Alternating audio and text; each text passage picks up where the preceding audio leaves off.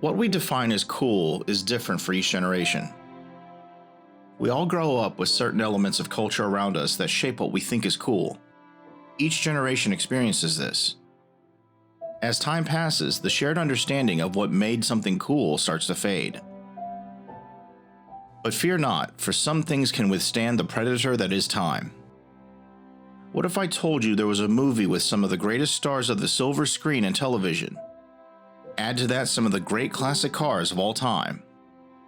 All of this is put into a comedy about a race from the West Coast to the East Coast. Sound like the perfect movie? Well, it nearly was.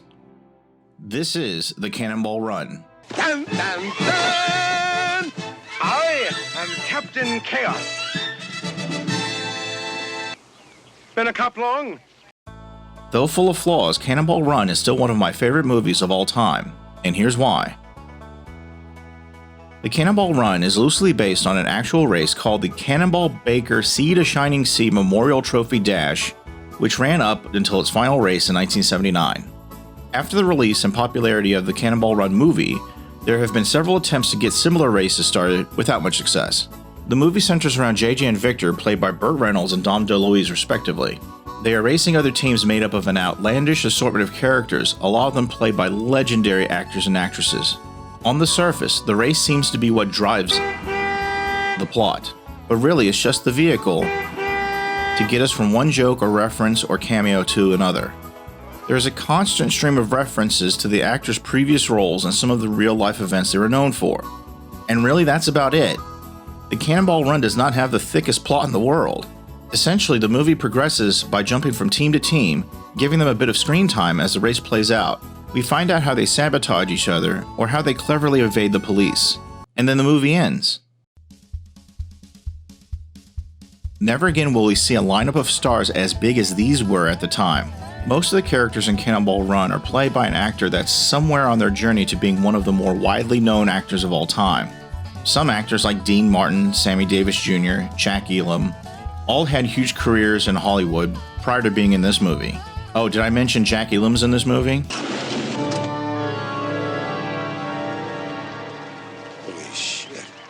Their roles and their dialogue being so self-referential makes this even funnier. Some of the actors are at their prime, such as Burt Reynolds, Dom DeLuise, Roger Moore, Adrienne Barbeau, Jamie Farr, and Peter Fonda. You have to think, why would you do a movie like this if you were a big-time actor at the moment? And some were just getting started and will eventually become famous after Cannonball Run. Stars like Jackie Chan. Okay, just Jackie Chan. Possibly Terry Bradshaw. For those who may not remember the time, a cast like this would be like trying to assemble the cast of 2001's Ocean's 11 and doubling it, both in scale and prestige, then putting them all into a silly, slapstick-filled, wacky comedy a la a Saturday morning cartoon. George Clooney would laugh at the prospect, but then again he made Tomorrowland. Most of us love the automobile. They're not just machines. They're a cultural piece. They're a symbol of one's prestige and virility.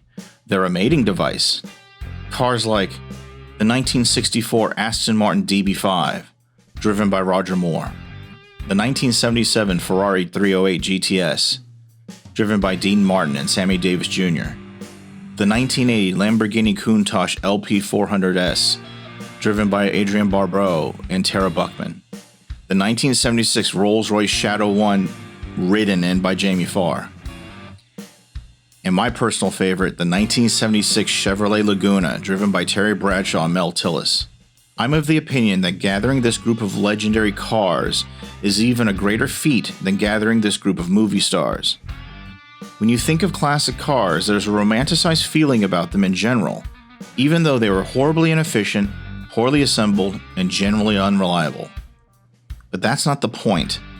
Back then, some cars were built to look sexy. Some were built so you look good driving them. And some were built for raw power and noise. These are cars that had character and a sleekness. Back when you had a relationship with your car, it wasn't just a product. Yeah, you might lust after a Ferrari, but you always came home to your 1982 Silverado because it was yours.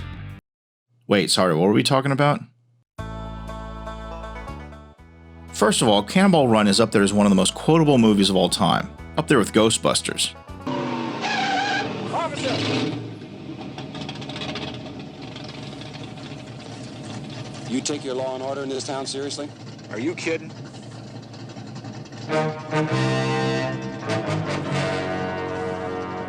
Excuse me for asking. Is that lady all right? She's in great pain. Causes her to make certain delirious. The best way I can summarize why Cannonball Run is a classic is this. For some of us, when a piece of media connects with us, we put ourselves in the story. We imagine what it would be like to be on the bridge of the Enterprise, on an adventure with James Bond, or flying around like Superman. Sometimes we imagine what it would be like to deliver the pizza, or to be the cable repairman. Anyway, we put ourselves in the movies. Cannonball Run takes these actors, and the cars for that matter, and puts them within our reach. We can race alongside these legends in the legendary cars, listening to their stories as the characters they play are really themselves as actors. Burt Reynolds is really playing himself, or at least what he was known for at the time. Fast cars and fast women. Roger Moore plays Seymour Goldfarb, playing Roger Moore, playing James Bond. So much so that the producers of the Cannonball Run had to make an agreement with the producers of James Bond not to go too deep into the James Bond references. They immediately broke that agreement. And Dean Martin plays an alcoholic womanizer.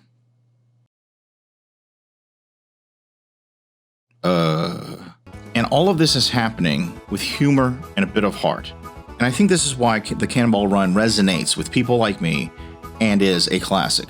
The making of Cannonball Run, of course, had its problems. The movie was originally planned as an action movie starring Steve McQueen. When Steve McQueen died in 1980, the lead went to Burt Reynolds, and the movie then became a comedy. And typically, when you shift gears like that, the result is a disaster for plot and tone. But thankfully, this one worked out and was so much better as a comedy. I cannot imagine what this movie would be like as a serious action flick. And this is not so much a huge issue as it was something I noticed even watching this movie a long, long time ago. Jackie Chan was very upset when he learned his character was Japanese since he is Chinese. And it's always stuck out for me that when Jackie Chan first appears, he is on a television show and the host is speaking Japanese while Jackie is obviously Chinese. It never made any sense, and even now, doing a bit of research, it still doesn't make any sense. Someone on that set really wanted Jackie Chan to be a Japanese character. I don't know why, because it never really becomes relevant later in the movie.